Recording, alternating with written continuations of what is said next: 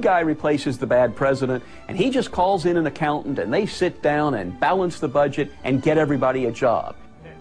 I forgot that I was hired to do a job for you.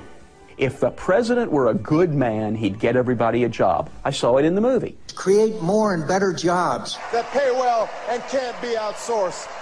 But presidents don't create jobs. Entrepreneurs do, often without any government involvement, without politicians ordering anyone about. In fact, most of life works best when you are in charge. Here's a thought experiment.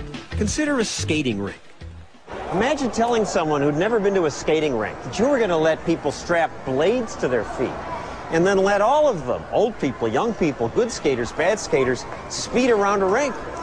They'd say, no, you can't do that. It would be a catastrophe. You need to plan this. You need to direct them. Be careful. I better do that. Slow down over there. Turn right. Turn left. No backward skating. Something's wrong. It's not working. More people are falling. You, speed up. You, slow down. Somebody pick that person up. Maybe I'm just not a very good president. I mean, skating director. What if we elect someone better, someone more qualified, who knows more, like an Olympic gold medalist? What would Brian Boitano do? You, don't hold hands. Increase your speed twice as fast as you're going. Even the Olympian, with his vastly greater knowledge, can't make the skating better by being a boss. You in the black right there. Please move to the outer edge along the rail. Nobody was listening to him. I know, nobody was listening because they don't want to. I mean, they want to do their own thing. Yeah, it kind of ruins the fun of it. Like, people bossing you around. I don't want to do it then if someone's telling me what to do. It's not going to be fun. What's the point of coming in? Kids, don't go too fast. Much of life would be a drag if a leader directed everything. And in fact, most of our lives are self-directed. Economists call it spontaneous order. On the rink, skaters' self-interests coincide. They want to be free, but not crash. We see spontaneous order in nature. Schools of fish moving together, an ant colony, a flock of birds.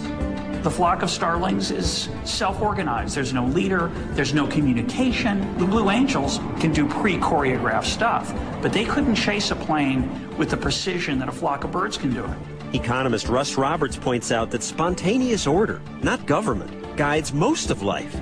We just don't think about it. We don't notice that there are many, many things in our life that work beautifully and smoothly as if they were organized, but without an organizer. Government sets some rules, but the buying and selling, the designing and inventing, creating, building, dancing are done by people who every second make their own decisions. It's the spontaneous order. A lot of aspects of our life are like that. We take them for granted. Just as we take a skating rink for granted. Some people would say the skating rink works because it's small. But when it's a big place like America, you need planning. The more complex the problem, the more planning you need. But it's not planning at the top. It's planning from the bottom up. That's how we got language. Gentili telespettatori, buongiorno. It's varied and useful and beautiful. Au cœur de la crise, un document réalisé. But people once said we need a better universal language, Esperanto. William Shatner then made this movie in Esperanto. But centrally planned language died as quickly as the movie. Communism lasted longer, but its central planning doomed it because planners never could anticipate the myriad wants of different people. There were constant shortages. Soviets waited in line an average 2 hours every day. Sometimes there were riots. And yet, all this election season, the political class acts as if they must direct life.